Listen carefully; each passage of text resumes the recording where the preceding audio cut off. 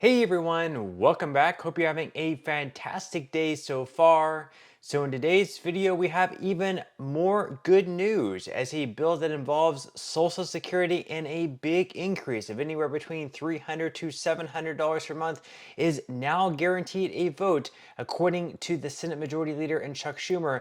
However, there is one group who is largely opposed to this bill, so we're going to be going over that as well.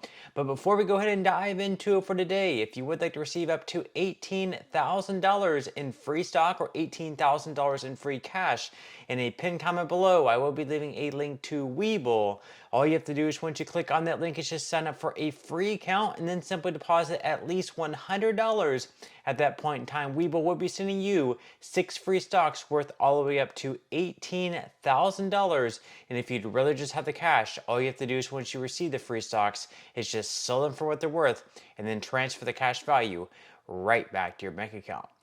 Okay, so once again, the Social Security bill that's going to be guaranteeing an increase of, on average, anywhere between $300 to $700 for those impacted by the windfall elimination revision or the government pension offset. In other words, whoever worked like a public sector job and are now receiving a pension or will receive a pension in the future, and because of receiving a pension, your Social Security benefit is reduced, or if you have a spouse who is also in that same position, your Social Security benefit could also be reduced because they are receiving that pension. So just to start this video off, we're going to be going over a couple examples here, at least of the windfall elimination revision and how that's impacted certain people. So in Massachusetts, there's someone here that says, I taught in a state that deducted Social Security for 4 years. I then moved to a state that didn't deduct Social Security, so then they did not have that deducted. And then I also worked at various jobs while in college and during some summer vacations. So I have earned a right to Social Security benefits, even though I am receiving a teaching pension. Why can't I get the total benefit that any other worker would receive? The small amount that I would receive would make retired life somewhat more manageable. So basically, they paid into the Social Security Trust Fund enough years and they have earned enough credits to qualify for Social Security benefits, but solely because they are receiving that pension, their Social Security benefit is greatly reduced. And if they had the full Social Security benefit that they normally would have gotten, obviously life would be much, much easier, especially living in a very high cost of living state that Massachusetts just so happens to be. Now, another example here, someone is saying because my wife worked for most of her career for the VA, her Social Security she was entitled to from her non-VA work was offset.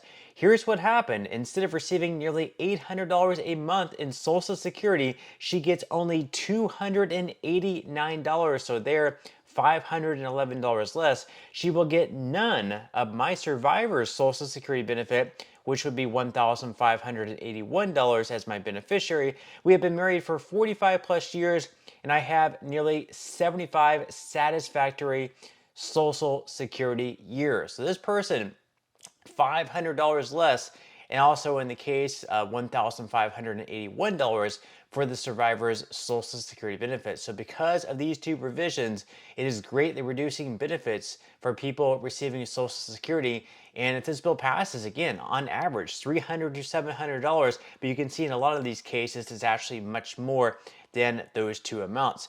Now, up on the screen, you will see the Senate schedule for the rest of the year. So today is December 13th, a Friday. You can see all next week they are going to be in session the 16th through the 20th, but then starting on the 21st, running through the rest of the year, they are going to be going home to their home states, and they will not be returning to DC until 2025. And 2025 also marks the start of a new Congress.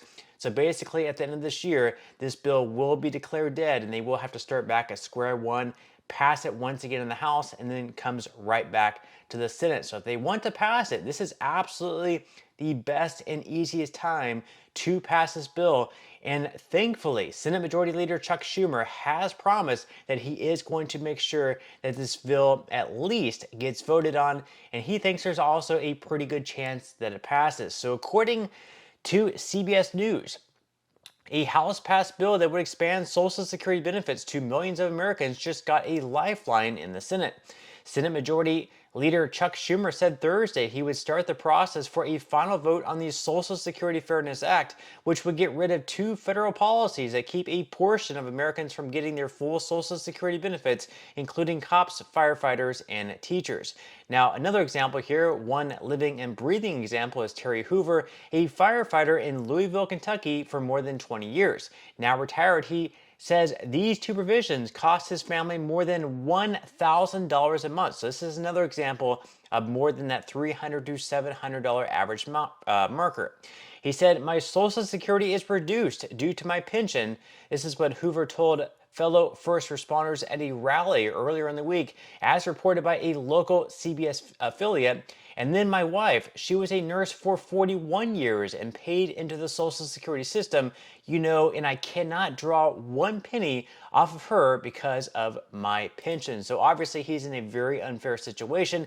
Now Schumer, a Democrat, also the Senate Majority Leader and co-sponsor of the legislation, tweeted the bill would ensure Americans are not erroneously denied their well-earned Social Security benefits simply because they chose at some point to work in their careers in public service.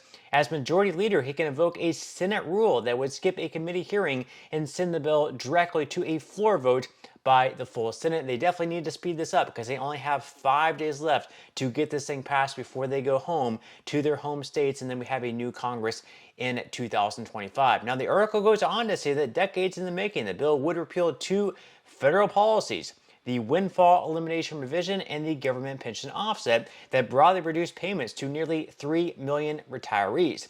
That includes those who also collect pensions from state and federal jobs that aren't covered by Social Security, including teachers, police officers, and U.S. postal workers. The bill would also end a second provision that reduces Social Security benefits for those workers' surviving spouses and family members. The WEP impacts about 2 million Social Security beneficiaries and the GPO nearly 800,000 retirees. Now, will the Senate pass the Social Security Fairness Act? At least one GOP senator who signed on to similar legislation last year, Senator Mike Braun of Indiana, said he was still weighing whether to vote for the bill next week. He said nothing ever gets paid for, so it's further indebtedness. "I don't know," Braun said, according to the Associated Press. So it's basically the fear there. They might have all the Democrats sign into this bill, but then we might have a few of the Republicans who also signed on begin to back out. And for this bill to pass, they will need at least 60 votes. So they will need at least, let's say, probably 9 or 10 Republicans to also sign on and vote for this bill as well. Now, opposition includes the Committee for a Responsible Federal Budget, a nonpartisan organization committed to educating the public on issues with significant fiscal policy impact. In a statement responding to Schumer's announcement, the group's president, Maya McGinnis, said it was truly astonishing that lawmakers would consider speeding up the trust fund's demise. So according to the Committee for a Responsible Federal Budget, right from their website, the Congressional Budget Office estimates that enacting this bill would hasten Social Security insolvency by 6 months and add $196 billion to deficits over a decade. And because of the advanced insolvency, we estimate that repealing the WEP and GPO would reduce lifetime Social Security benefits by $25,000 for the typical couple retiring at insolvency, including more than $8,000 in the first year alone. So even though this would increase benefits for those who are also receiving a pension, as you can see, it would also speed up the insolvency date. And once the Social Security Trust Fund does become insolvent, if nothing is done about it, then as you can see there, again, some people can receive a reduction in their lifetime Social Security benefits by $25,000 with those 19 to 26% cuts. Now, they go on to say that it is truly astonishing that at a time when we are just 9 years away from the trust fund for the nation's largest program being completely exhausted, lawmakers are about to consider speeding that up by 6 months and add on top of that another $200 billion in new borrowing. As a result, we are racing to our own fiscal demise. So obviously the Congressional Budget Office is not too happy with this bill just because it's going to be speeding up the insolvency date and spending an additional $200 billion. You're not offsetting this extra spending with more taxes. We're finding a way to save in other ways. They're just going to be spending another $200 billion. So with that said, leave your thoughts and comments below. Are you for this bill? Are you against this bill? Is it going to be impacting you? Is it going to be impacting your family? Definitely are interested in reading your thoughts and comments below. But that's all we have for today's video, and I will see you in the next one.